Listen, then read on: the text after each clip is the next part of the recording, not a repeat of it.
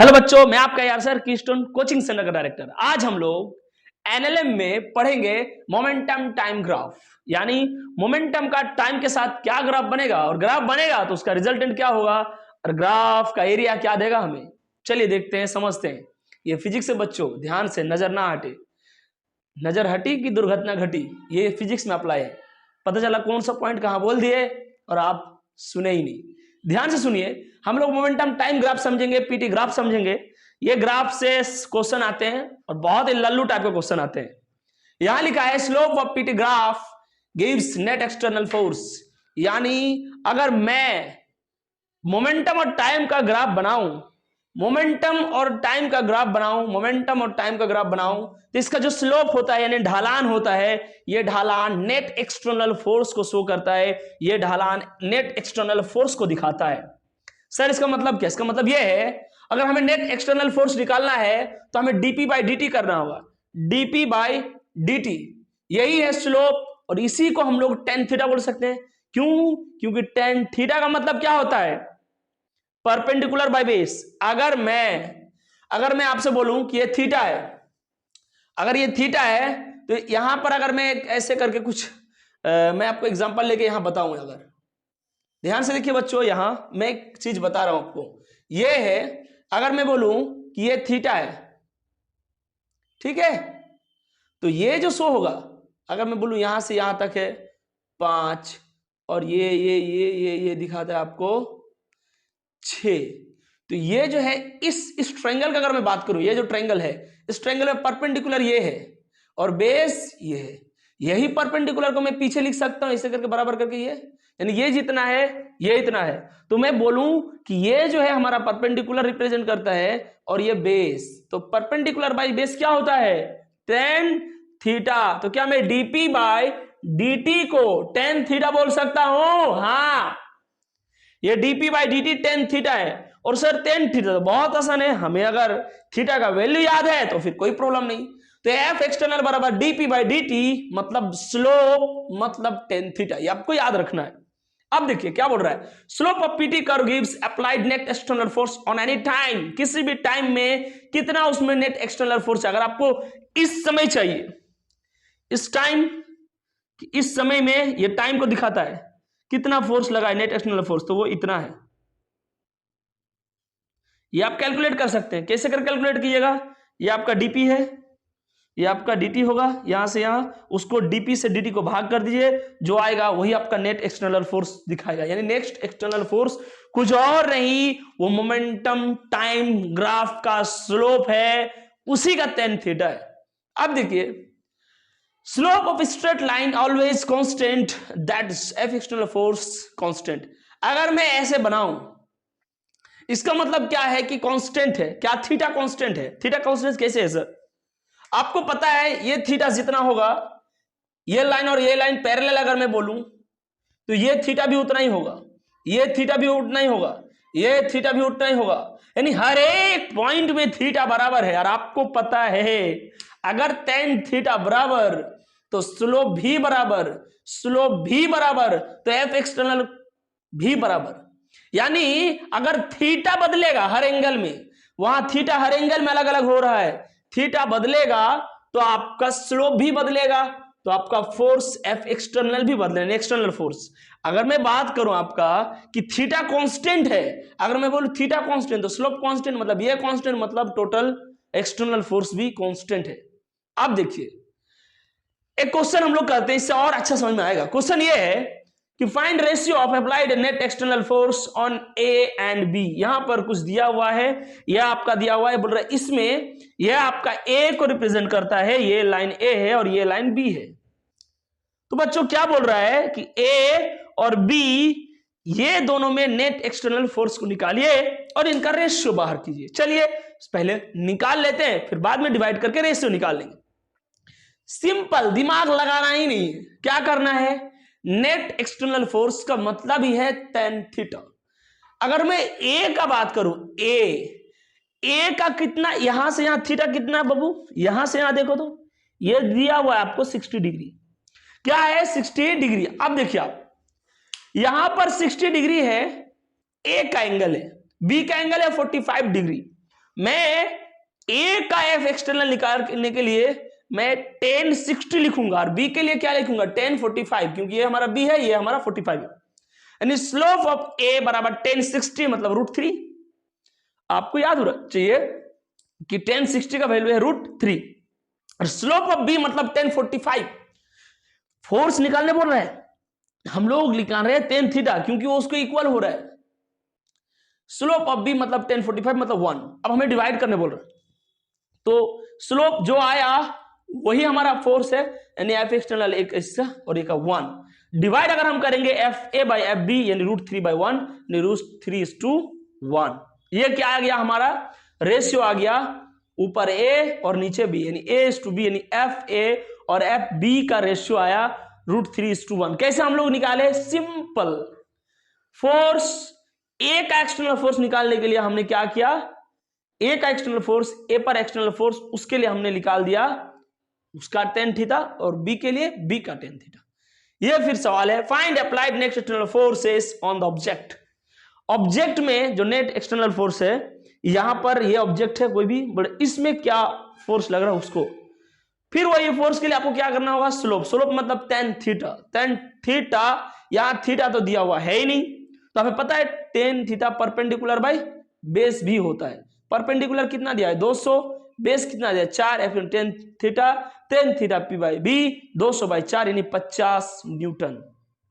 समझ रहे हैं आप, अगर थीटा दे रहा तो थीटा से डायरेक्ट हो जाता, नहीं दिया है तो इससे काम चला लिए, क्योंकि उसका मतलब वो भी होता है। ये मैंने आपको बता दिया, अगर स्ट्रेट लाइन है इसका मतलब ही है कि एफ एक्सटर्नल कांस्टेंट है, एक्सटर्नल फोर्स कांस्टेंट है। क्यों, क्योंकि स्लोप कांस्टेंट है। अब देखिए यहां हर जगह ढाल कांस्टेंट है, यहां ढाल जितना यहां हर जगह ढाल बराबर है। उसमें ढाल देखिए, यहां पर शुरू में आपका ढलान जो है, अगर मैं बात करूं स्टार्टिंग का ढलान यहां पर, तो यहां पर बहुत ज्यादा ढलान है, एकदम बहुत ज्यादा फिसलन है। ऐसे करते करते करते धीरे धीरे ढलान कम होगा, करते करते करते यहां और कम हो गया। यहां स्लोप बदल रहा है, यहां पर स्लोप कांस्टेंट है, यहां ढलान कांस्टेंट है, और स्लोप कांस्टेंट है मतलब tan थीटा कांस्टेंट मतलब एक्सटर्नल कांस्टेंट है। अब देखिए सेकेंड लॉ ऑफ मोशन जो है वो क्या बताता है हमें, यह कहीं ना कहीं ये सब चीज से रिलेटेड है, बट फिर भी हम इसको थोड़ा सा और समझ लेते हैं। Newton first law define force and Newton second law gives the value of ma। बोल रहे हैं कि न्यूटन का जो फर्स्ट लॉ है वो फोर्स के बारे में बताता है, फोर्स क्या है, कोई भी ऑब्जेक्ट इधर उधर होने के लिए फोर्स नीड है, जरूरी है। और न्यूटन का सेकंड लॉ m और a का वैल्यू देता है, यानी मास और एक्सेलरेशन को कैलकुलेट करने से जो फोर्स आएगा वो बताता है न्यूटन का सेकंड लॉ। बोल रहा है वेलोसिटी इज कांस्टेंट, अगर हम p बराबर mv होता है, ये आपका वेक्टर क्वांटिटी, ये भी अगर वेलोसिटी कांस्टेंट कर दे तो p कांस्टेंट हो जाएगा। p कांस्टेंट अगर मैं बोलूं यहां पर p कांस्टेंट, p अगर मैं बोलूं कांस्टेंट, यहां पर सोचिए p कांस्टेंट अगर हो गया मतलब फाइनल p और इनिशियल p बराबर है। कांस्टेंट मतलब समझ रहे हैं, बराबर। फाइनल p और इनिशियल p बराबर, जब हम उसको डिफरेंस निकालेंगे dp करेंगे तो यहां हो जाएगा 0, ये 0 तो ये 0, ये 0 तो पूरा टर्म 0 हो जाएगा, तो एफ एक्सटर्नल 0। सर इसका मतलब क्या, इसका मतलब ये है अगर वेलोसिटी कांस्टेंट होगा तो मोमेंटम कांस्टेंट हो जाएगा, मोमेंटम कांस्टेंट तो चेंज 0, और चेंज 0 इसका मतलब कि एफ एक्सटर्नल भी कांस्टेंट हो जाएगा। समझ रहे हैं आप, समझ रहे कि नहीं समझ रहे यार। वेलोसिटी कांस्टेंट तो momentum constant, momentum constant, final initial momentum बराबर होगा तो हम डीपी निकालेंगे तो 0 हो जाएगा, और 0 हो जाएगा तो हमारा पूरा टर्म 0, तो एफ एक्सटर्नल 0। ठीक है बच्चों, आप लोग एक काम कीजिए, इसको नोट डाउन कीजिए। इसके बाद हम लोग एक नया टॉपिक स्टार्ट करेंगे, वो है इंपल्स। बच्चों नोट कीजिए, और हाँ ध्यान रहिए फिजिक्स से। फिजिक्स मतलब होता है प्रैक्टिस, बार बार प्रैक्टिस कीजिए। कोई प्रॉब्लम हो, कोई दिक्कत हो, कमेंट बॉक्स में जरूर बताइए। और हाँ, सवाल सॉल्व करते रहिए, डेरिवेशन में कम ध्यान दीजिए, क्वेश्चंस को बार बार रिपीटेड वे में कीजिए, सारा कॉन्सेप्ट आपका क्लियर हो जाएगा। आप इसको नोट डाउन कीजिए। बच्चों आप लोग नोट कर चुके होंगे, हाँ बच्चों आप लोग नोट कर चुके होंगे, और ध्यान दीजिए अब हम लोग पढ़ेंगे इंपल्स। बच्चों आपको पता रहना चाहिए इंपल्स बहुत ही इंपॉर्टेंट टॉपिक है, और ये टॉपिक में बहुत कुछ नहीं है, बहुत आसान है, लेकिन आपको ध्यान से सुनना होगा क्योंकि इसका नाम है फिजिक्स। चलिए हम लोग ध्यान से पढ़ते हैं, और यह इंपल्स के बारे में क्या क्या लिखा है। When a very large force acts on an object for a very short interval of time, then these forces are called as impulse. देखिए यहां क्या बोल रहा है, यहां दो तीन टर्म बड़ा बड़ा है. When a very large force, आपको दिमाग लगाना है, very large होना चाहिए फोर्स, और शॉर्ट इंटरवल ऑफ टाइम के लिए, शॉर्ट टाइम के लिए कहीं अगर एक ऑब्जेक्ट में अगर एक बहुत बड़ा फोर्स बहुत कम समय के लिए लगता है, यानी मानिए इसमें ये फोर्स लगा, तो देखिए यहां पर टाइम कांटेक्ट बहुत ज्यादा हो गया, मतलब बहुत जोर से लग रहा है लेकिन टाइम ऑफ कांटेक्ट बहुत कम है, यानी कम समय में बड़ा झटका, वही आपका इंपल्स है. यानी इंपल्स भी एक प्रकार का फोर्स ही है. अगर कम समय में बहुत बड़ा फोर्स किसी ऑब्जेक्ट में लग जाता है, वही क्या है, इंपल्स है. अब देखिए हम लोग इंपल्स को कैलकुलेट कैसे करेंगे. इंपल्स को कैलकुलेट करने का सिंपल तरीका बोल रहा है कि product of time and force is known as impulse. Time और फोर्स का कैलकुलेशन इन उसी दोनों का क्रॉस, उसी दोनों को हम मल्टीप्लीकेशन करेंगे तो हमारा निकल के आ जाएगा इंपल्स. इंपल्स बराबर F delta T F D T. अब देखिए दो केस बन सकता है. ऐसा भी तो हो सकता है कि ऑब्जेक्ट है, इसमें जो फोर्स लग रहा है वो फोर्स कांस्टेंट हो, यानी कांस्टेंट फोर्स लग रहा है. यह भी हो सकता है कि फोर्स वेरिएबल हो और लगते जा रहा है, लग रहा है, वेरिएबल फोर्स है. कांस्टेंट फोर्स लग रहा है, एक है वेरिएबल फोर्स लग रहा है. यानी एक है कि फोर्स फिक्स है, मानिए 2 न्यूटन का ही फोर्स लग रहा है 2 ही न्यूटन का लग रहा है, और एक है कि फोर्स एक बार 2 न्यूटन 3 न्यूटन 4 न्यूटन 5 न्यूटन. इन दो केस हो गया. एक में फोर्स या तो एवरेज हो या तो कांस्टेंट हो, और एक में क्या है, फोर्स वेरिएबल फोर्स है. तब कैसे, दोनों केस में अलग अलग हिसाब से हम लोग कैलकुलेट करेंगे इंपल्स को. Case 1, when variable forces are acting on an object from time 1 to time 1 to time 2 के बीच में वेरिएबल बहुत अलग अलग टाइप का फोर्स लगा है. एक ऑब्जेक्ट में अलग अलग प्रकार का फोर्स लग गया है. टाइम हमें दिया हुआ है, टाइम लाइन, स्टार्टिंग टाइम है t1 और एंड का टाइम है t2, फाइनल टाइम. इस बीच में जो फोर्स लगा है, इस केस में अगर हम लोग करेंगे तो कैसे होगा. देखिए इस केस में हम लोग इंपल्स को कैलकुलेट करेंगे. I बराबर हम लोग इंटीग्रेशन करेंगे टाइम के रेस्पेक्ट में फोर्स जो हमें दिया हुआ रहेगा, यानी जो वेरिएबल फोर्स गिवन रहेगा उसको हम लोग इंटीग्रेट करेंगे टाइम का रेस्पेक्ट में, time 1 time 2. Case 2, when constant और average forces are acting on an object. अगर फोर्स हमारा कांस्टेंट है या फिर एवरेज है, तब कैसे निकालेंगे, तब हम लोग क्या करेंगे, तब हम लोग एफ एवरेज करेंगे और dt का हम लोग टाइम का इंटीग्रेशन करेंगे टाइम के रेस्पेक्ट में.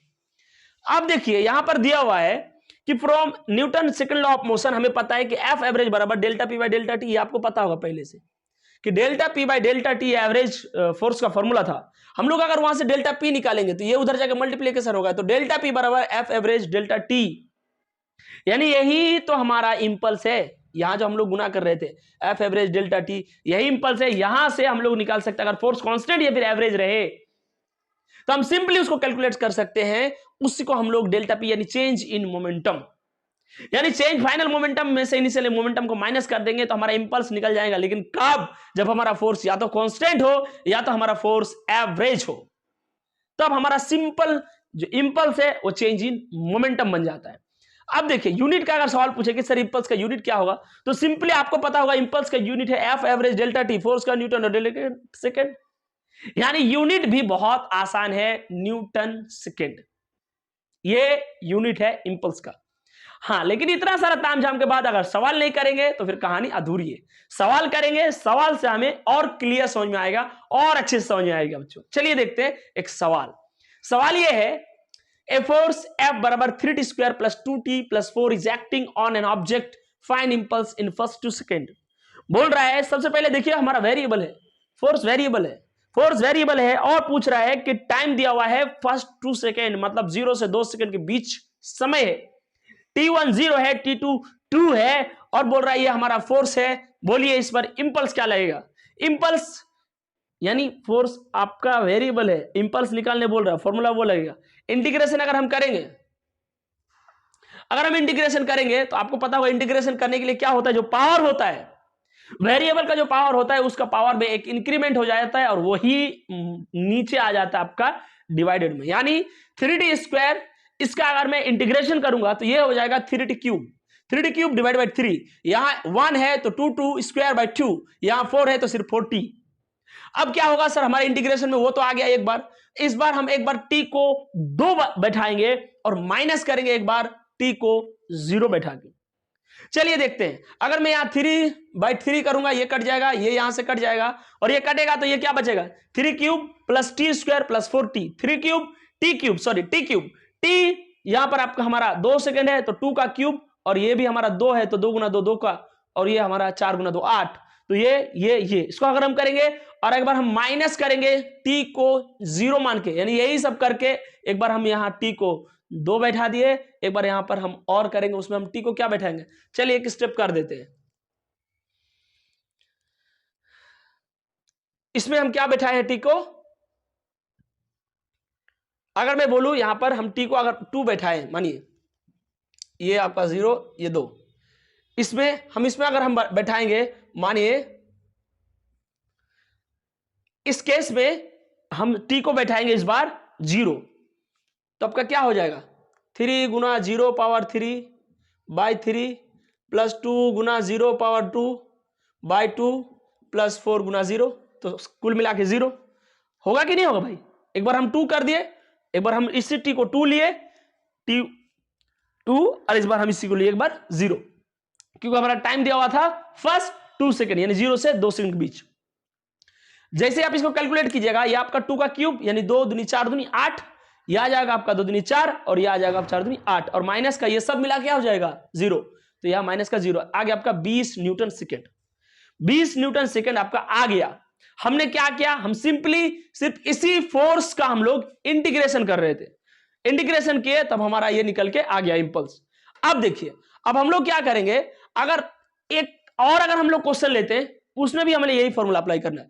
फोर्स आपका दिया हुआ है, ये आपका जो फोर्स है वेरिएबल फोर्स है, और बोल रहा है फर्स्ट 3 सेकेंड यानी t1 0 t2 3, देन इंपल्स पूछ रहा है, हमें सिंपल इंटीग्रेशन करना है, हमें 0 से 3 के बीच में, यानी t1 है 0 t2 है 3, 40, आपको सिंपल पता है इंटीग्रेशन का मतलब, ये जो पावर है एक पावर इसमें इंक्रीज हो जाएगा, उसी से डिवाइड, यानी 4t² 2 2t² 2, ये अब इसको काटिएगा, 0 यहां पर हो जाएगा 2, सॉरी यहां पर हो जाएगा आपका सिंपल 1।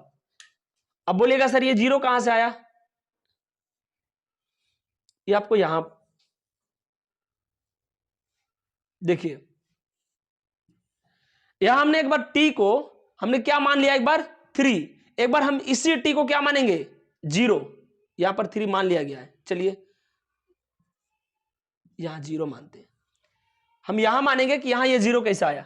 सिंपल बच्चों यहां ध्यान दीजिए, यहां हम क्या करेंगे, एक बार हम t को माने 3, एक बार t को हमें क्या मानना है 0, यानी 2 गुना 0 पावर 2 प्लस 0 पावर 2, यह आ गया आपका, कुल मिला क्या हो जाएगा 0, यानी ये टोटल माइनस 0, यानी ये 3 3 जा 9 2 जा 18 और आपका 3 3 जा 9, 27 माइनस 0 मतलब 27, समझ रहे आप,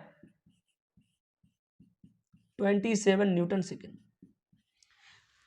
तो हमने क्या किया, एवरेज फोर्स हमें गिवन था, सॉरी हमें कांस्टेंट फोर्स गिवन नहीं था, हमें गिवन था वेरिएबल फोर्स, हमने क्या किया उसका इंटीग्रेशन किया, हमारा क्या निकल गया इंपल्स, किसके रेस्पेक्ट में, टाइम के रेस्पेक्ट में, जो कि ऑलरेडी गिवन रहता है। तो बच्चों ये बहुत टफ नहीं है, हम लोग कुछ और सवाल के साथ नेक्स्ट लेक्चर में मिलेंगे, उससे पहले हाँ आप भी इसी वक्त चैनल को सब्सक्राइब कीजिए, वीडियो को लाइक कीजिए, कॉमेंट कीजिए, और ध्यान रहे हर एक वीडियो को आपको शेयर करना है। थैंक्स बच्चों।